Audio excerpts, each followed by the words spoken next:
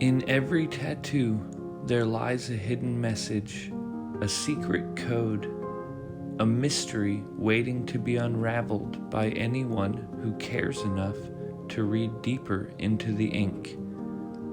I'm Jordy Ramone, and if you'd let me, I'd like to guide you through a history of symbolism and tell you the story of a tattoo.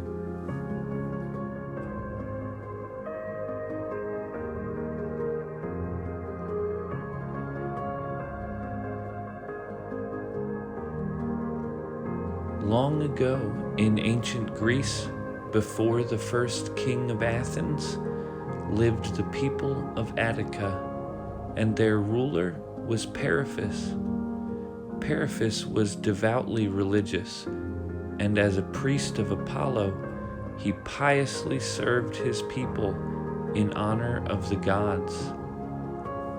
Under Periphas's rule, the Attican peninsula flourished, and its people were wealthy and well-fed.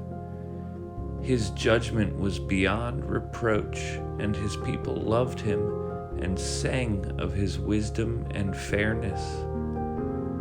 All throughout Attica, the people built temples in the name of Periphas, calling him Savior and Epopsios, the overlooker of us all.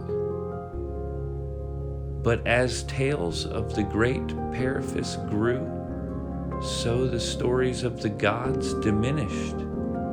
So often it goes when everything is right and fair that we tend to forget our gods. It is only when we fall on dark days that we begin looking to the sky for answers.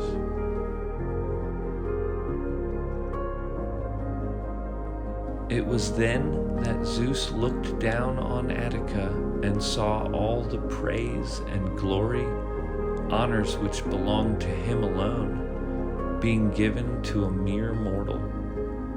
But just as Zeus was reaching for a thunderbolt, determined to consume Periphas and his family in a raging inferno, Apollo interceded on Periphas's behalf.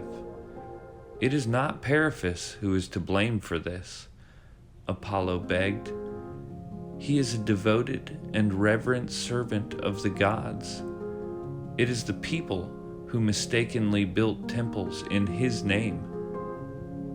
"Then I'll smite all of Attica," Zeus cried out in jealous anger. But Apollo interceded yet again, saying, "Then surely no more sacrifices will be made in your honor, for who will be left to make them?" So Zeus left his throne and came to Periphas in the night, turning him into Aetos Dios, the great golden eagle. Zeus made Periphas the king of all of the creatures of the air, and his own personal servant, a messenger fetching and delivering his mighty thunderbolts. And so Periphas, the golden eagle, continued to honor the gods as he always had, and the people of Attica began once again to look to the skies for answers.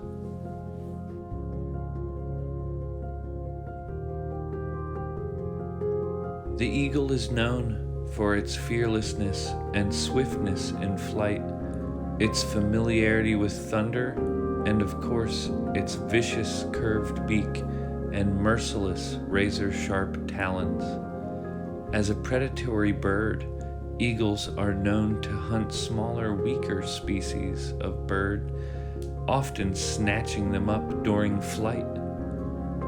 Because I so typically view eagles as a thing of unearthly beauty, I find it difficult to think of these dazzling creatures toying with their prey, tossing the poor creatures back and forth in midair with their mates before tearing them to pieces to feed to their young. But eagles are more than graceful and elegant. They are a skilled and deadly predator. And sadly, I think this trait is the one the eagle has been most historically renowned for. Because of its brutal savagery, the eagle has been viewed across all continents and cultures as the king of the skies. Since prehistoric times, the eagle has been a symbol of hereditary nobility, strength, and power, and a symbol of war.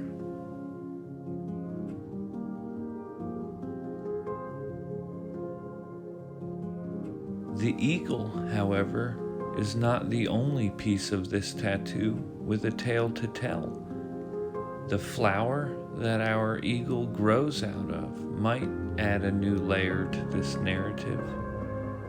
Maybe the beauty of a rose could serve to soften our story. But why a rose? What could this new edition possibly teach us? To decode the secret message, we'll need to first investigate the mythos behind the rose.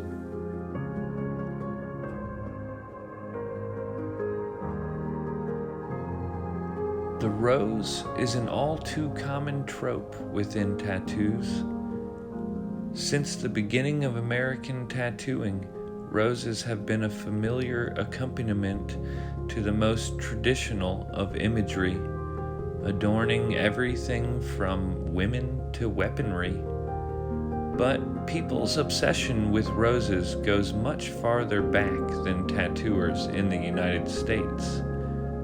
The rose is one of the oldest flowers in cultivation, dating as far back as 5,000 years ago, where it was prominently grown in the gardens of Western Asia and Northeast Africa.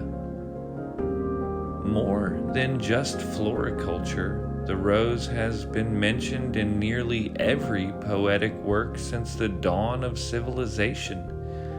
Even the Song of Solomon, or the Shir Hashirim, as told in the Torah and the Christian Bible.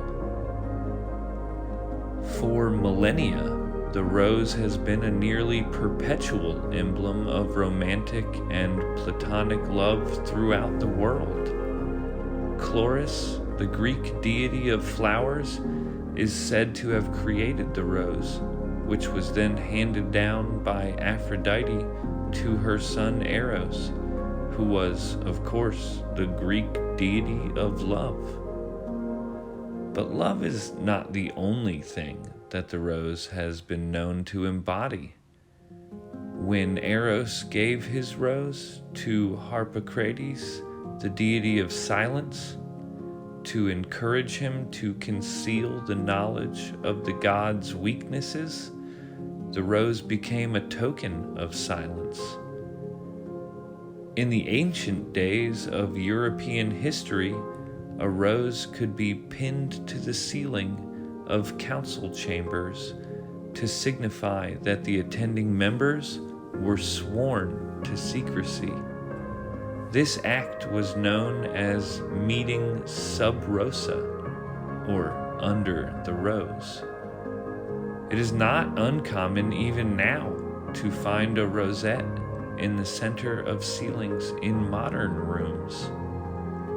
I suppose this could be an unconscious use of the ancient symbol of secrecy, possibly because the mark of sub rosa was misinterpreted by the common people as a symbol of wealth or prosperity.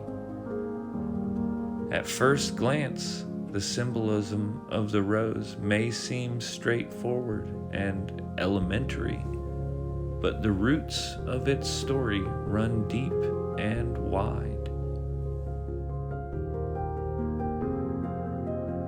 Now that we've discussed some of the possible allegories of roses and eagles, we can start to understand the cipher and tell the story of the eagle in the rose. I suppose you could tell the story a few different ways, but if you asked me, I would say that within this deceptively complex image lies one simple and obvious truth. Since ancient times, generation after generation of our ancestors have found power in talons and in thunderbolts. Their might was in the capability of their military. They found their strength in their swords, spears, and arrows, and cannons and muskets, and tanks and bombs, and guided missiles and drones. But I think real power isn't in a closed fist, but in an open hand. Not in our tendencies for violence, but in our capacity for generosity. Sure, it's easy to find strength in cold steel, but if you look closer, I'm certain that with a little patience you'll see real power is in compassion. Real might is in understanding. Real strength is in love.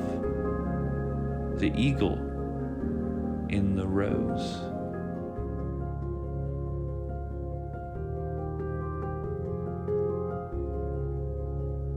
I'm Jordy Ramone, and this has been the story of a tattoo. I truly appreciate you for listening, and I'd love to know your thoughts about the folklore discussed in this video, so be sure to leave a comment in the section below. And if you feel so inclined, a like or a subscription would help this channel grow. And do yourself a favor. Have a nice night.